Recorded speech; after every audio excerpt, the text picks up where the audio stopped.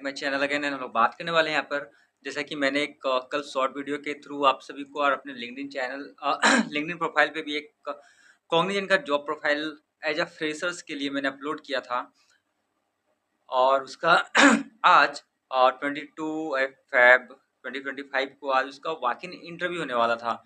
तो वहाँ पे क्या क्या राउंड कितने राउंड हुए थे एंड कितने कैंडिडेट पहुँचे थे, let me tell you. And काफ़ी लोग वहाँ पे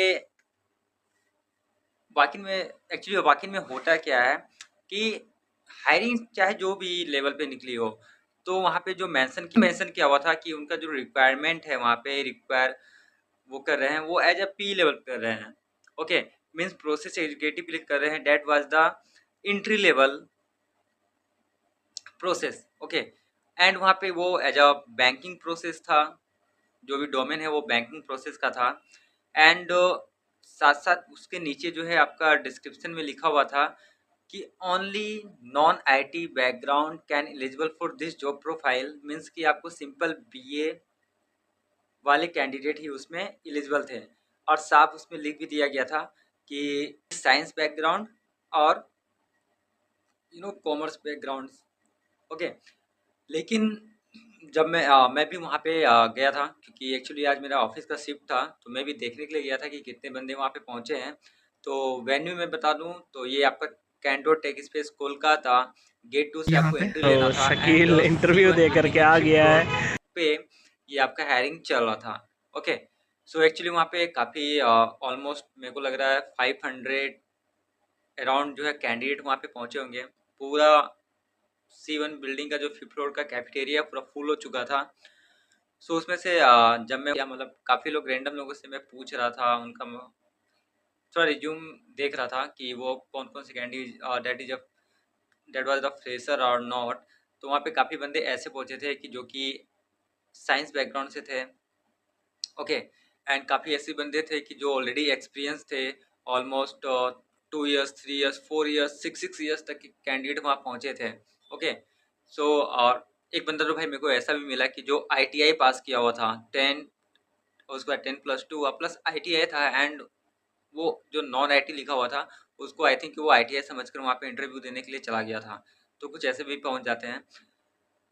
सो गाइस, काफ़ी देर में लमसम 3 to 4 आवर्स वहाँ पे मैं रुका था। ओके, एंड जो फर्स्ट राउंड हुआ था, फर्स्ट राउंड में स्क्रीन रिज्यूमे स्क्रीनिंग का कुछ प्रोसेस था, तो वो चल रहा था।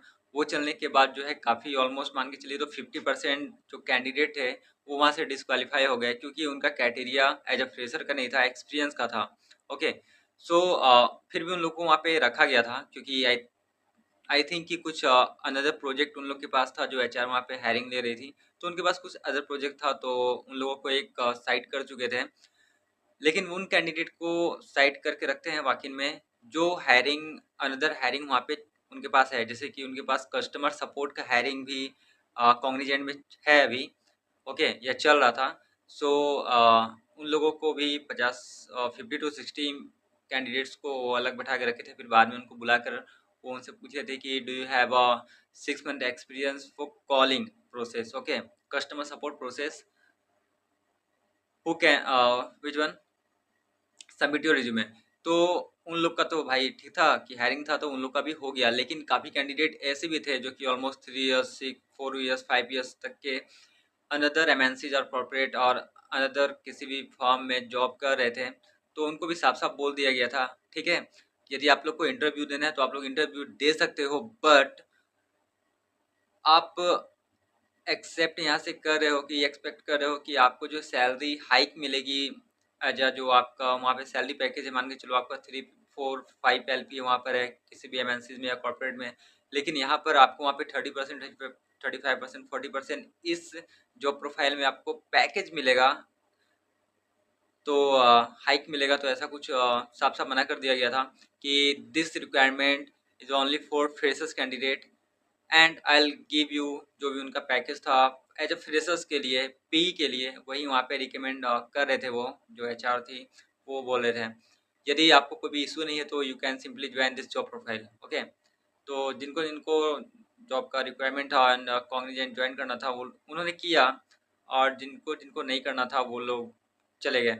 ओके, सो क्योंकि वॉक-इन में ऐसा होता है कि हम लोग वॉक-इन देखते हैं, ग्रेजुएशन देखते हैं, कंप्लीटली डिस्क्रिप्शंस और उनका रिक्वायरमेंट पढ़ते नहीं है और सिंपली हम लोग दौड़ के चले जाते हैं। लेकिन टाइम वेस्ट करने के बाद जो है 3 आवर्स, 4 आवर्स, 6, 5 आवर्स तक वहाँ पे टाइम वेस्ट करते हैं। जब आपका नंबर आता है इंटरव्यू का, तो सिंपली एचआर जो वहाँ बोल देते हैं कि you are not qualified and you are not meeting your criteria for our job profiles. Okay, तो भाई जब भी आप कभी वॉक इन में इंटरव्यू देने के लिए जाओ तो प्लीज़ कंप्लीटली जो है वहाँ पे पूरा क्राइटेरिया पढ़ लो कि वो क्या मांग रहे हैं।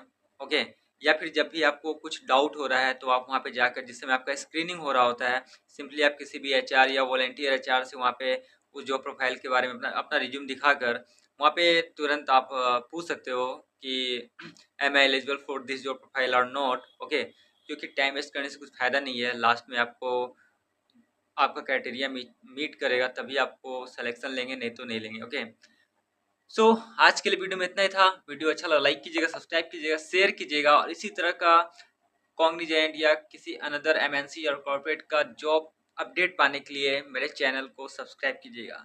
तब तक के लिए bye bye and thank you.